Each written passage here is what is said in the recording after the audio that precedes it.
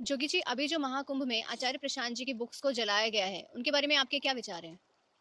विचार मेरे क्या हैं, थोड़ा समझते हैं इस चीज को। पहले हम समझते हैं आचार्य प्रशांत कौन है। आचार्य प्रशांत जी आवाज है सनातन धर्म की। आचार्य प्रशांत जी आवाज है उन जानवरों की जिनको तड़पाकर मारा जा रहा है, उनकी पुकार है वो। आचार्य प्रशांत जी इस प्रकृति की पुकार है जिसको नष्ट किया जा रहा है इंसान के भोग विलास के कारण। आचार्य प्रशांत जी मार्गदर्शक हैं उन लोगों के जो भटके हुए हैं, जो जानना चाहते हैं जीवन को, धर्म को, स्वयं को। वो है आचार्य प्रशांत जी। एक भी बात उनकी इलॉजिकल नहीं है, एक भी बात उनकी ऐसी नहीं है जो वो कहते हैं कि इसे मान लो। वो हर चीज को अच्छे से गहराई में जाके एक्सप्लेन करते हैं। वो है आचार्य प्रशांत जी। भगवत गीता पे, उपनिषदों पे, हर एक ग्रंथ पे उन्होंने इतना अच्छा एक्सप्लेनेशन दिया है अपना, इतनी अच्छी उसको समझ, इतना अच्छे से उसको समझाया है, इतना अच्छे से सामने रखा है कि व्यक्ति अपने आप नतमस्तक हो जाता है। चाहे कोई नास्तिक भी रहा हो, वो भी सनातन का सम्मान करने लगता है। ऐसे आचार्य प्रशांत जी, जो मुस्लिम लोग भी बैठकर जिनसे भगवत गीता सुन रहे हैं, ऐसे आचार्य प्रशांत जी की पुस्तकों को जलाया गया। ठीक है, ये आपने पूछा अब क्यों जला गया। अब हम देख लेते हैं कि वो पुस्तकें कौन सी थी जिन्हें जलाया गया। वो थी भगवत गीता, वो थे उपनिषद, वेदांत, सनातन बोध, दुर्गा सप्तशती। ये इन पुस्तकों को वहां पर जलाया गया, लातें मारी गई। अब हम देख लेते हैं जलाने वाले कौन थे। जलाने वाले खुद को सनातनी हिंदू कहते हैं। शिव सूत्र को जलाने वाले खुद को हिंदू कहते हैं। उस पर लात मारने वाले खुद को हिंदू कहते हैं। तो अब आप खुद सोचिए, ये कार्य कर रहे हैं, क्या वो हिंदू हो सकते हैं, क्या वो सनातनी हो सकते हैं। अब हम देखते हैं कि एक ये जलाया क्यों गया। हम मानते हैं उन्हें गलत फहमी हुई थी, लेकिन गलत फहमी के बाद भी उन्हें यह अधिकार किसने दिया था कि वो कृष्ण भगवान की तस्वीर पे आग लगाकर उसे लात मारे। यह अधिकार किसने दिया था।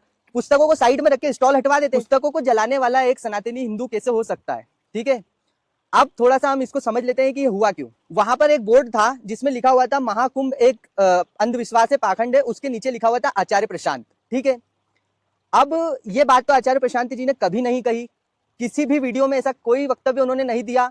इनडायरेक्टली, डायरेक्टली कभी भी नहीं। उन्होंने तो जब मैंने उनका पहले में कुंभ के बारे में मैं भी स्पष्टता मुझे भी नहीं थी कि ये इतना क्यों होता है, वहां पे इतने करोड़ों लोग आ रहे हैं, सब एक साथ नहाते हैं, तो मैं भी स्पष्ट नहीं था। और मेरे जैसे बहुत सारे लोग स्पष्ट नहीं है, और बस मान्यता है एक उनकी, और उस मान्यता की वजह से वहां जाते हैं। और जब तक हम किसी चीज को गहराई से समझते नहीं तो हम उसका आदर कैसे कर सकते हैं। तो वैसे ही कोई आदर वहां करता भी नहीं है। आप देख ही रहोगे कुंभ के नाम पे भी क्या चल रहा है। एक साध्वी है, वो बड़ी सुंदर है, वो एक यूट्यूबर है और इन्फ्लुएंसर है, उसको वहां साध्वी मान के खूब फेमस किया जा रहा है क्योंकि वो सुंदर है। कि एक 7 फीट का बाबा अमेरिका से आया बॉडी बिल्डर है, तो वो फेमस वहां हुआ जा रहा है। इस तरह की चीजें हम कुंभ में देख रहे हैं, बड़े ही शर्म की बात है। और ये क्यों हो रहा है, क्योंकि हम उसे गहराई से नहीं समझते।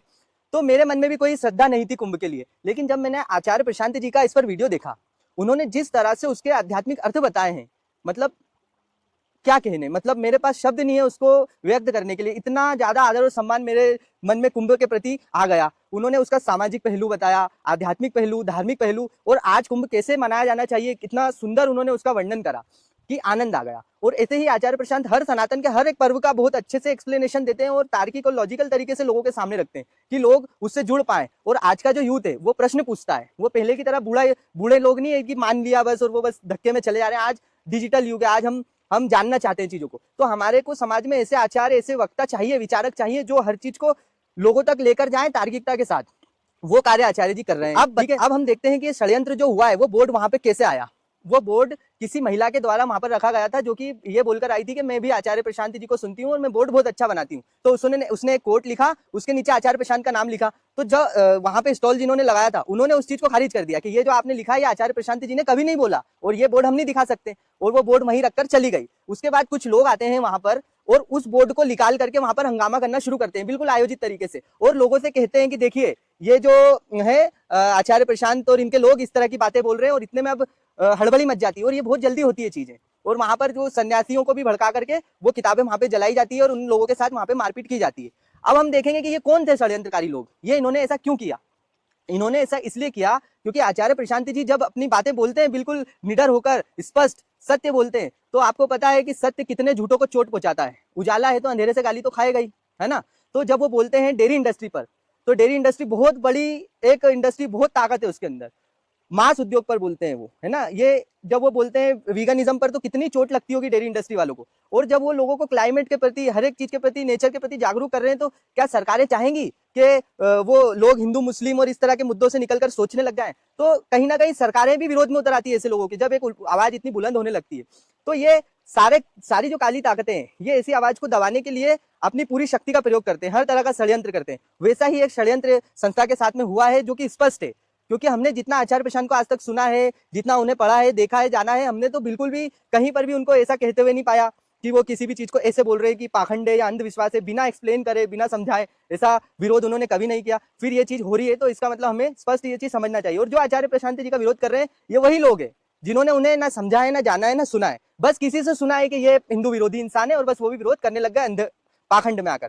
तो हमें ये जानने की जरूरत है। और मैं सभी से बोलना चाहता हूँ जिन्होंने भी संस्था से सीखा है, कुछ आचार्य जी से सीखा है, जाना है, समझा है और जिनका जीवन बदला है, उनका ये कर्तव्य है और दायित्व है कि ऐसे समय पर संस्था की आवाज बुलंद करें, संस्था के साथ खड़े रहें, आचार्य जी के साथ खड़े रहें और ऐसी ताकतों को जवाब देने के लिए हमेशा तत्पर और तैयार रहें। जो ये सारी चीजें करने से पहले जैसे उसने बुक्स वगैरह जला दी और उसने देखा भी नहीं कि बुक्स पे क्या लिखा है, क्या फोटोज हैं उसमें, और वो ये चीजें कर देता है, तो ये किस चीज को दर्शाता है?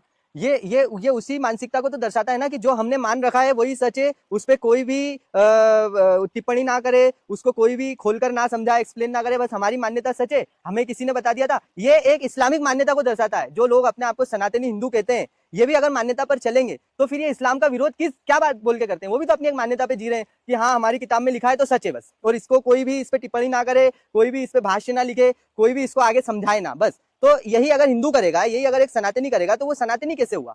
वो तो एक नंबर का वही कट्टर मानसिकता का व्यक्ति है, बस उसके नाम का टेक बदल गया है। तो जैसे आपने देखा होगा इसी मानसिकता की वजह से नालंदा जलाई गई थी। वो किसके द्वारा जलाई गई थी? मूलों के द्वारा जलाई गई थी, क्योंकि वहां पे ज्ञान था और वो जो ज्ञान था वो लोगों को सोचने पर मजबूर कर रहा था, समझने पर मजबूर कर रहा था, लोगों की जो मान्यताएं हैं उन पर सीधा सीधा प्रहार कर रहा था। और आज भी नालंदा जलाई गई है कुंभ में, क्योंकि वो भी ज्ञान की पुस्तकें थी जो सोचने समझने पर मजबूर करती हैं, आपकी मान्यताओं को चुनौती देती हैं। बस इस बार जो नालंदा जलाई गई है वो तथाकथित हिंदुओं द्वारा जलाई गई है, जो कि हिंदू के रूप में मुस्लिम है। तो हमें ये समझने की जरूरत है कि ये जो नहीं समझना चाहता, जो मन जो अपने आप को चुनौती नहीं दे सकता, यही कट्टर मन, एक जो हम जिस भी मानसिकता का विरोध करते हैं ये वैसा ही मन है, बस कहने के लिए सनातनी। वरना सनातन तो बहुत उदार है, सनातन तो पूरे विश्व को लेकर चलता है, हर एक विचारधारा को लेकर चलता है, हर एक टिप्पणी को झेल सकता है और उसका जवाब देता है, ये सनातन है। तो सच्चा सनातन धर्म जो है वो आचार्य जी लोगों तक ले जा रहे हैं, सोचने के लिए, समझने के लिए हमेशा तैयार, तत्पर और हर तरह से तार्किक, कोई मान्यता नहीं, कोई पाखंड नहीं, कोई अंधविश्वास नहीं। तो सच्चा सनातन जब वो लोगों तक ले जा रहे हैं तो झूठे सनातन के नाम पर जिनके घर चल रहे हैं, है ना, धर्म के पाखंड के नाम पर जिनका पूरा व्यापार चल रहा है, वो तो चिढ़ेंगे ही ना। तो ये चीजें हो रही है।